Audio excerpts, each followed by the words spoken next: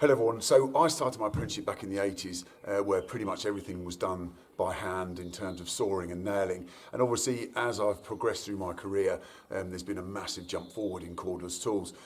And obviously I've embraced those and found them absolutely fantastic, and they save a lot of time and effort. I often get asked which is the one tool that I think saves the most energy and the most time. And I think I'd have to say it's the nail gun. Since the advent of nail guns, obviously I've adopted them and they're absolutely fantastic. Banging in a 4-inch wire nail with a hammer takes a lot of effort, where you've got a 90mm nail gun, obviously that fires it in one go.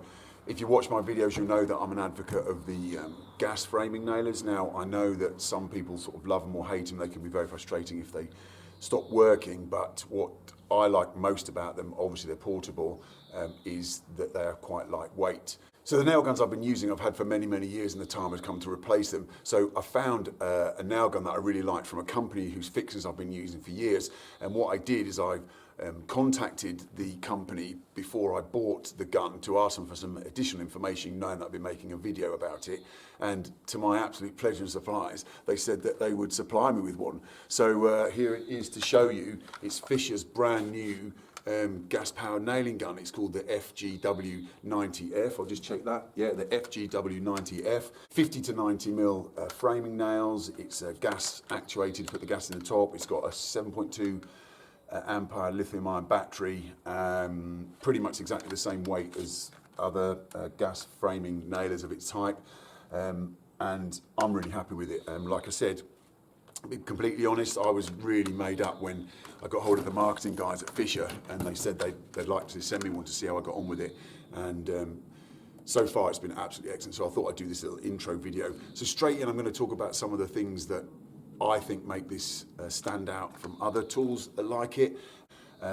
It's got a nice, easy, adjustable depth control there. It's all quite, I mean, it seems a bit rattly, but ultimately all that is an actuator and a depth stop. So I really like the fact that it's got this sort of open magazine. And while we're talking about the magazine, I can't remember what they claim on the figures, the capacity of the magazine is, but one thing that's really, I really like about it, just checking here, you can get 74 nails in this magazine, and you can see that you can see pretty much where they are. Now, what that basically means is when it gets down to, I think, the last 6 nails, obviously you can't fire any more. But what this means for me, and it's going to minimise my loading time, is what I can do, and I've done some here. We've got a strip of 90mm nails. I think there's 40 nails in a strip. Basically what I can do is you can break another strip in half. So each time you load, you can load 60 nails in. And then you obviously still got the 4 that are already in there. So for me, I've already noticed already that basically I have these strips in my pouch, get one out, break one in half, load them both in. So you're only pulling, you're only reloading once. And I really do notice it's a lot less time reloading the gun, so it's really cool, because I mean most of the others obviously they only take 1 strip at a time, so that's absolutely fantastic. There's some nice features. Let's just load this strip in here. So I'm trying to do this so you can see it. It might be able to stand up. So if I load that strip in there, look, you can see that, and then you just pull that back and it catches, it keeps it in place. If you want to release, you just press this button here, look, and that takes it down and it falls out. But where the really nice feature is, look, it's got, can you see that? It's got this little clip here, so it stops the nails falling out. So you just press that. If you want to change nails, look, and out they come. Really nice. I mean, they've really thought about that. That's it, loading, and you're ready to go. So magazine on this gun, for me, is a massive bonus. Yeah, so the other thing's quite nice on this, it's got, you might not be able to see it, but this is rubberized molding here. And it's got a rubberized molding on the, where your fingers go. And what I used to find on my other guns is, because this was hard plastic, it used to actually rub and give me a little blister. So that's a really nice, a nice little thought there to get that rubber over mold on there. The trigger's really nice as well, because I don't know if you see that, but it's got a sort of quite a nice lead into it. So it's really, if you're hanging off something, as you know, you don't have to find the trigger. I know it's only a simple thing, but your finger just automatically slides up and bang, off you go. The easy load gas port, it's really, you know, it's a really simple to put the gas in and out. Obviously, you just push your gas in, load it down, bosh, it's done. It's got this nice little lip on the top, makes it super easy. Another thing is really simple little thing. They've got these. Can you see these little wings here? Look, little ears, and then there's a bit that slightly sticks out on the front. So basically, that's like it's 3 points that you can put the gun down on. So it's never going to wobble because obviously it's like a tripod. So, you know, just nice little thought. And I know it's only something simple, but I like to try and keep my kit as clean as possible. All this isn't going to get scuffed up, you see, because it sits on these 3 points here. It's got this is one thing that is the only sort of maybe niggle, really. It's got this belt hook, but if you want to spin it round for a rafter hook, you have to take the battery out. You have to take the battery out, look. So potentially, it's probably just one of those things you're going to have to get used to. I know when I'm up on a roof and this is hanging on my belt and I want to leave the gun up there, I just quickly would like to spin the loop round, you know, the rafter hook, but I just have to take the battery out. I don't think it's going to be one of those things. You should be double handling it anyway, so, you know, it's not, if I'm doing it right-handed, look, it's not a big deal.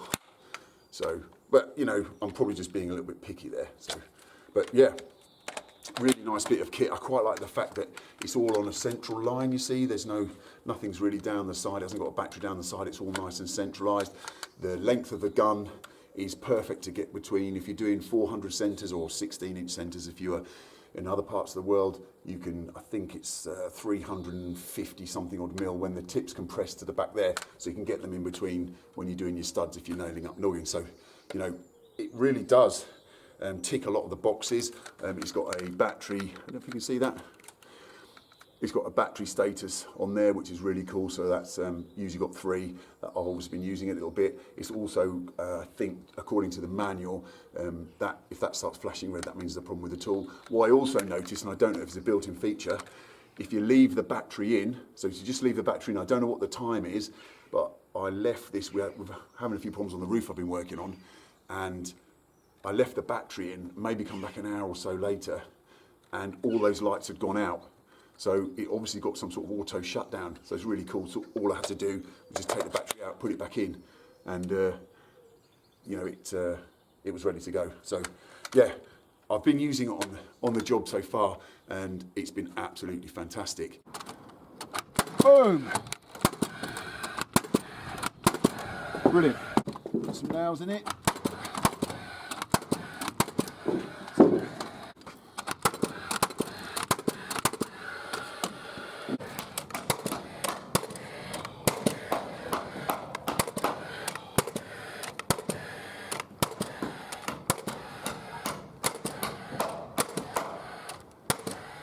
How's that new gun, Dunk? Absolutely superb. Excellent.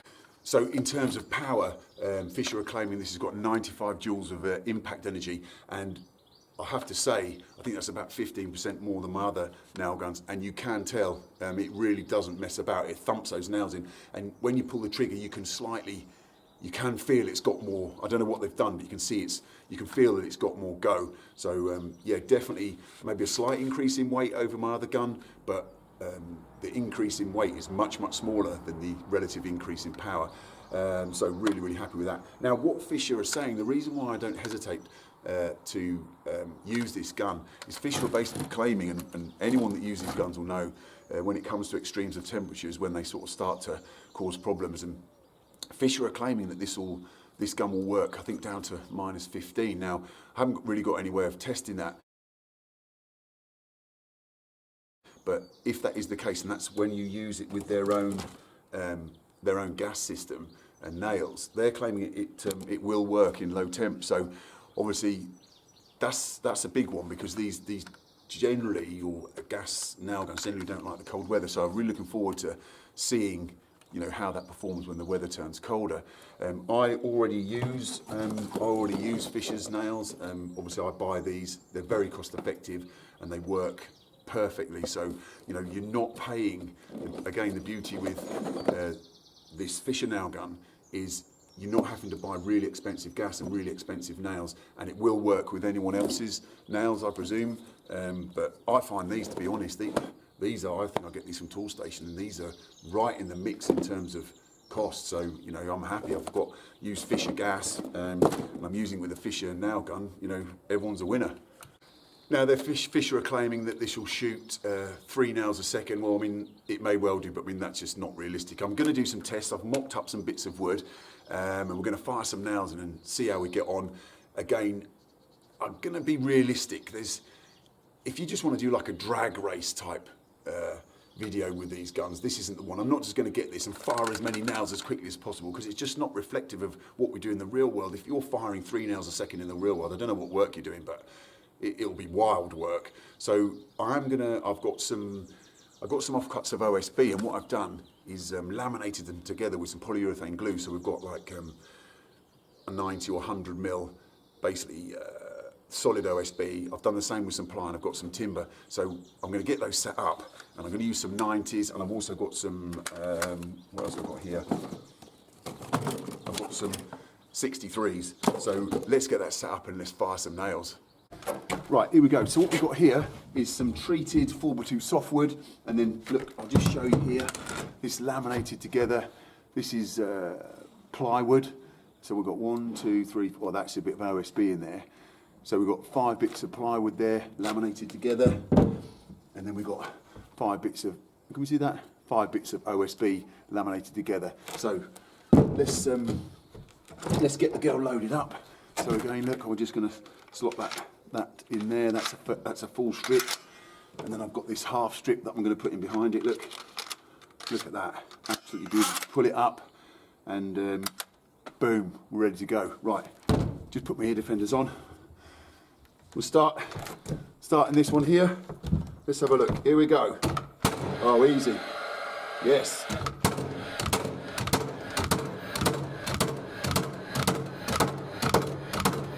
Look at that, 90s. I mean, what can you say?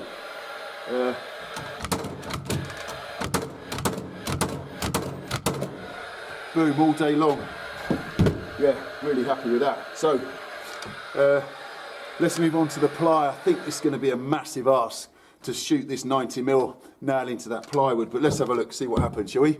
Here we go. Oh yeah, don't like that. So obviously, it's not happy with that. That's a bit too much, shooting that into solid plywood. So maybe we'll have a go with some 63s on that.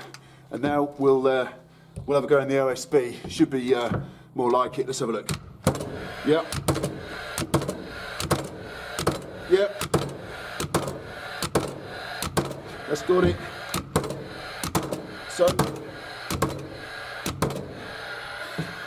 So we can see there, obviously didn't like the ply.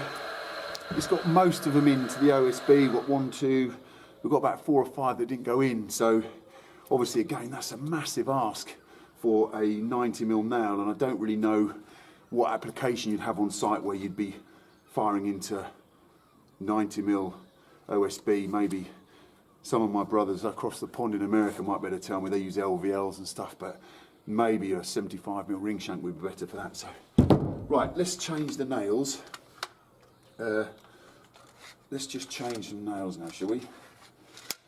That lovely clip, look, get those out there. Put some. So again, when we load this from new, I've got some 63s here. When we load this, when it's empty, look, that takes 2 full strips. 2 full strips of 63s. So, don't suppose we're going to have too many issues here. Let's turn that round. Turn this one round. Okay, let's go into the ply first. This is probably more realistic because you might be nailing down ply onto joists or something, and the same nailing OSB down onto joist decking or something. Let's have a look here. All right.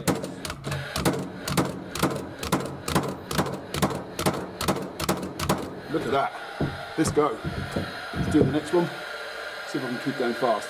I'm not just going to get this and fire as many nails as quickly as possible.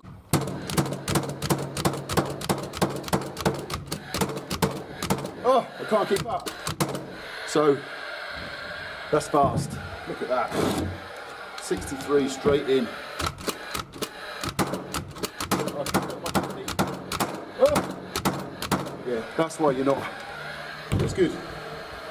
That's why you're not machine gunning. You've got pretty much no control. So yeah, every single one of those look right in. So really happy. There we go. Absolutely brilliant. Yeah, didn't quite like going into solid OSB, which I'm not surprised. Obviously, didn't like going 90mm nails into solid ply, but you know, everything else is absolutely butchered straight through. So let's nail some of these to each other. So if we put that down like that, let's see if we can nail. Let's see if we can nail this ply to that 4x2. Let's do that. So I've got some 90s in here. Let's go. Yes. That's better. Straight in. Absolutely brilliant. Let's nail. I've got another bit of 4x2 somewhere. Another bit of 4x2 here. Let's nail.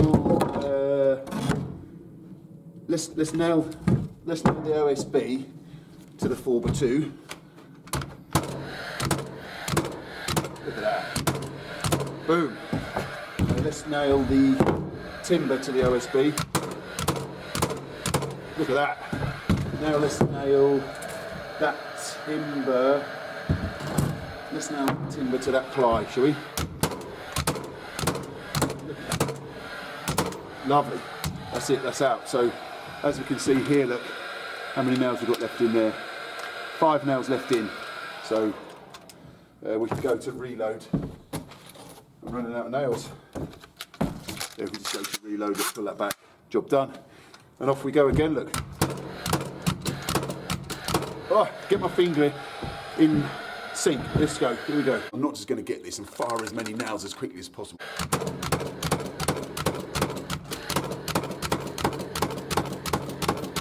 Oh. That's crazy, here we go.